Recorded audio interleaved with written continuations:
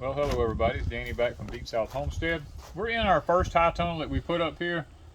And guys, if you followed us through the winter this past year, we had these bananas growing here and the freeze got the tree, and I decided to leave the bananas just to see if they might do something, but they're actually dying one by one coming off of it. So probably what we're going to do is go ahead and cut this tree down where all of our nutrition will be going to these new pups we got going on here. We'll take all of them out but one and leave it. Of course, that tree didn't freeze all the way back, so hopefully it'll have bananas on it this year. This one here didn't freeze all the way back. Don't know. It's coming out. It just got cool. It just got a little cold on it. We will probably take some of these pups off right here, get them out of here so it can actually take off and start growing.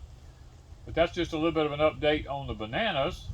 And we took all the trees out of here, moved them over to the third high tunnel, and they're doing really good over there. And I came back and I replaced with pots with what pots I had and filled them up with soil, and we put some Cherokee yellow wax beans in here just to see how they're going to do in the pots, because people's always asking us about things grown in containers. Now, these here are our yellow Marconi peppers. This is their third year of having them, and we've got blooms on them down in here. You see how they're blooming, and guys, we usually don't have blooms and peppers even starting to bloom until, gosh, like late June, early July. But we already have them starting early. But what we had a problem with, the aphids wanted to start off real quick on these things this year. Ms. Wanda done some research and found out that flour is really harmful to aphids.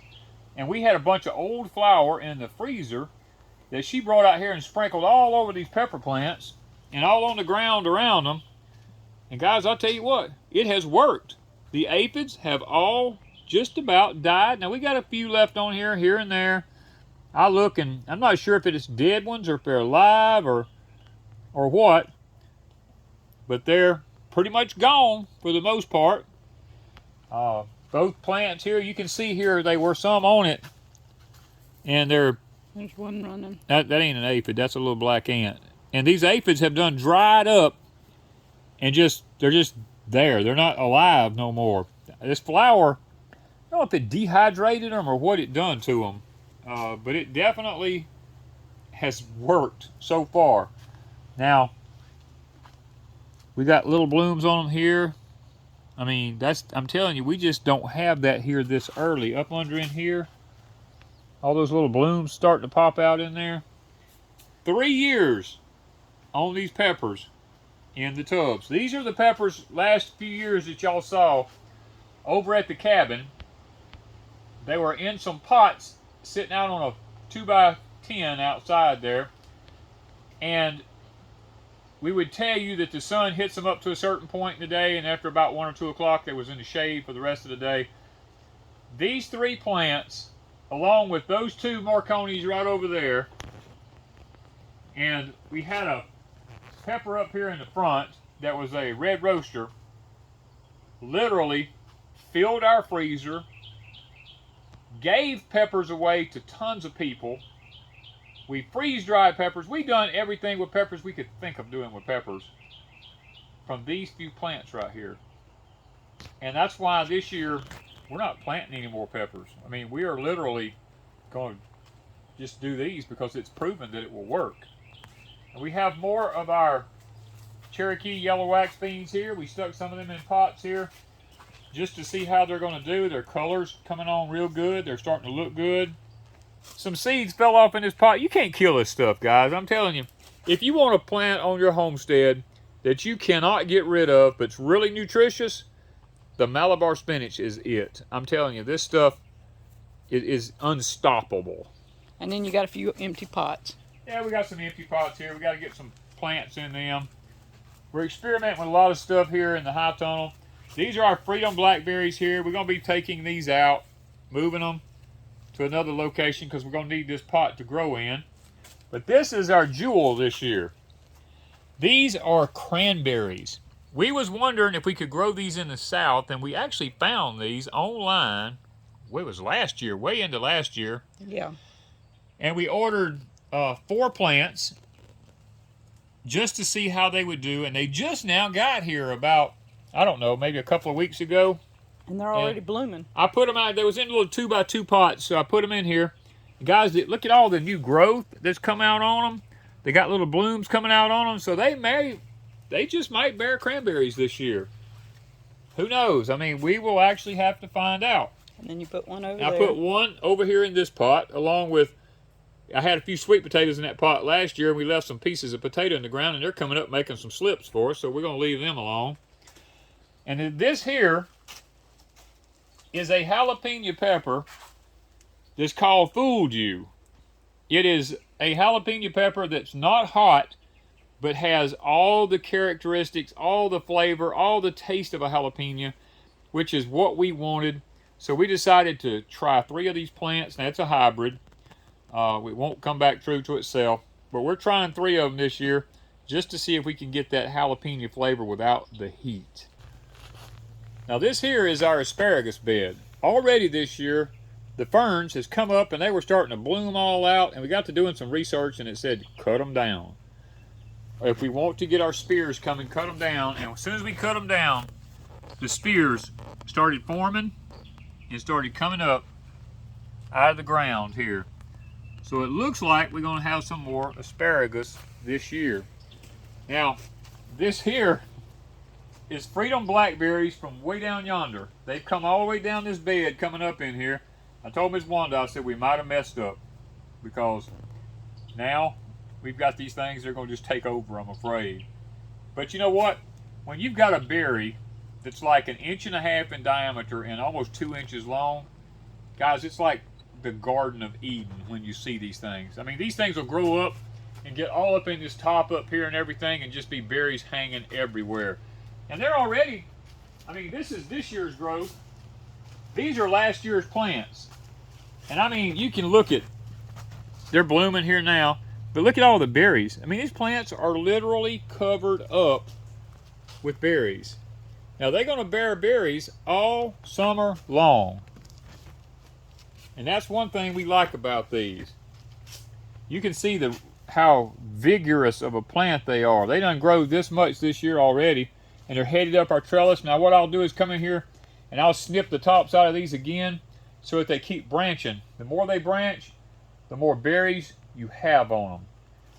And then we came right here, and because we have no bell peppers this year growing, I took out the plants here that had the bell peppers on them. I told Ms. Wanda, I said, you know what, let's just get us some more bell pepper plants and get another start, because the other one was like 3 years old. So I bought 3 plants the other day. I was in town, they had them. I was like, you know what, it's too late for me to start them. So we just stuck 3 plants in the ground. And then here, these are our Georgia collards. Look at these things, guys. These things are like, they're like huge. We gave Miss Lippy a whole pile of them to take home with her the other day. And we gave somebody else that was here, we gave a whole bunch to. I don't forgot who it was, but we gave them a bunch. I mean, we eat them all the time. They just keep on going. My daddy used to raise these things, and he had his jalapenos and his collards. He had all that growing together, and he always had a meal ready anytime he needed it. Well, guys, here we have our strawberry plants. These are the ones we got from Grower Solutions a couple of years ago.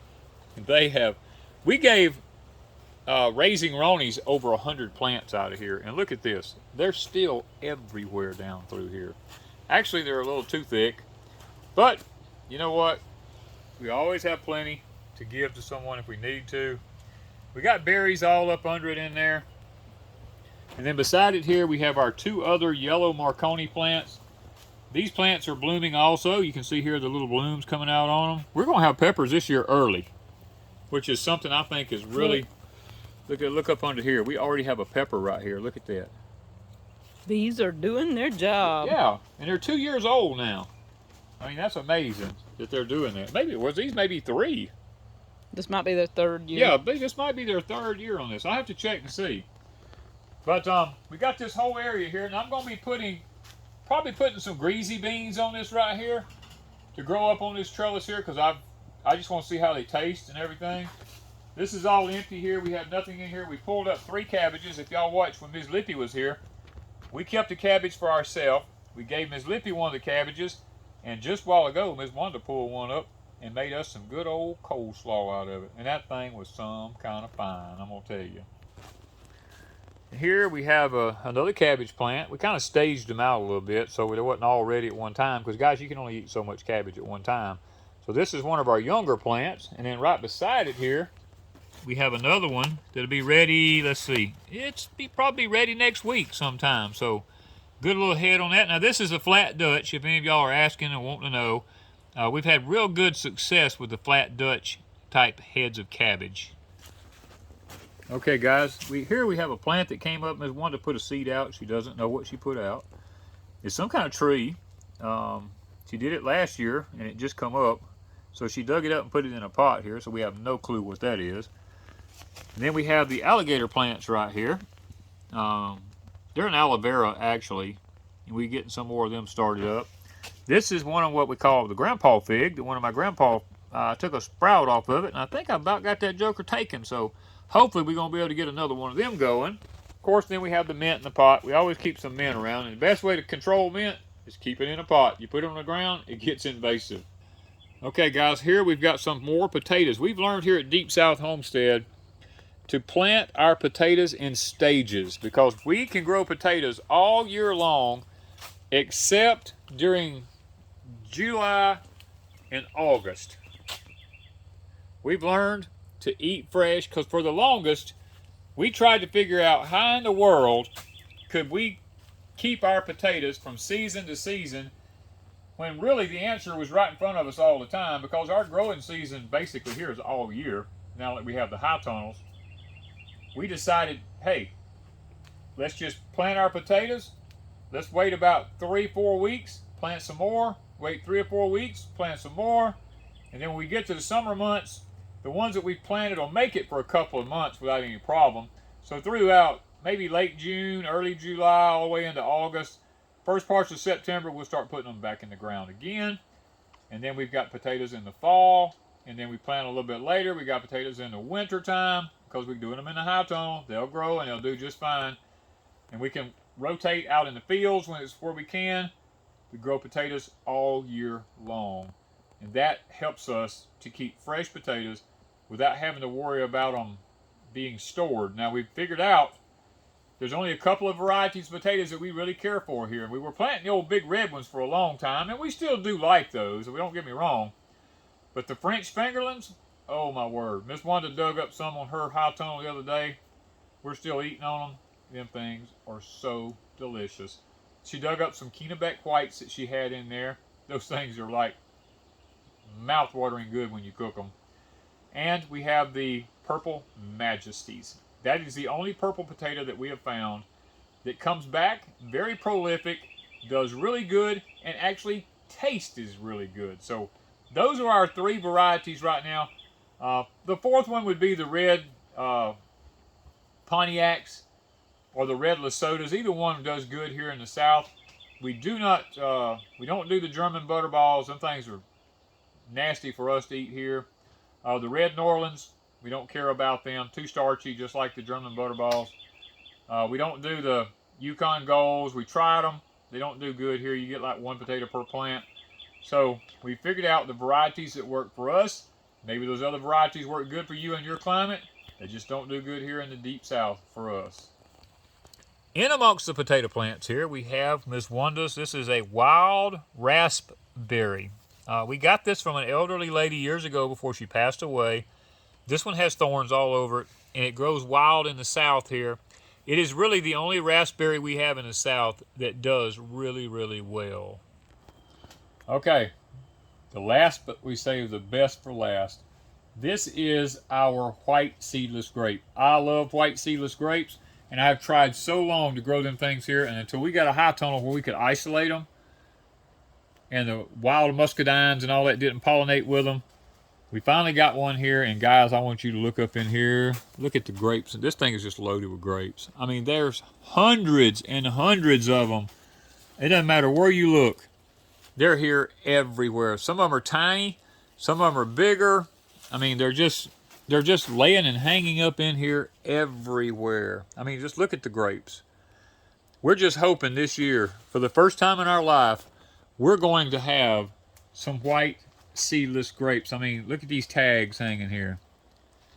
There's just grapes all over them. Now, what we've done is we've expanded our cattle panels on down to the floor here. And we're just going to take our time and keep weaving the lower ones down into here. And I'm coming back. I'm going to run a cattle panel. I already have it cut to go down through the top of the high tunnel up here. We're going to take these long branches here, and we're going to take a string and tie them up to that cattle panel up there so we can get this thing going up here and growing down through there.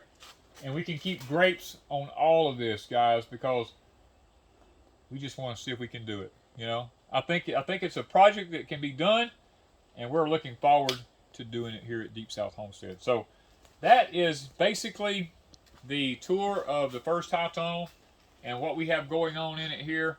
We still got a long way to go, a lot of work to do, a lot more plants to add, but with everything we got going on right now, everything comes in time. So thank you guys from Deep South Homestead.